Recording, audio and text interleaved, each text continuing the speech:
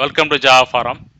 Now I am going to show you how to enable automatic login to the user in Oracle Linux 8 operating system in GUI mode. It's a very simple thing. So go to details. So details, users. So here you can see that automatic login is disabled here. So I am enabling automatic login. Just unlock. So just toggle that button, automatic login. That's it.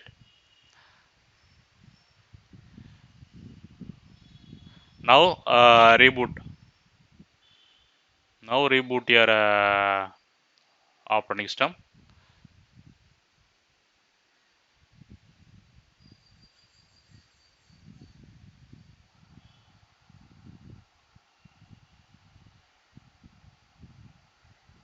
See here, I have logged into the Oracle Linux 8 operating system without asking any password prompt.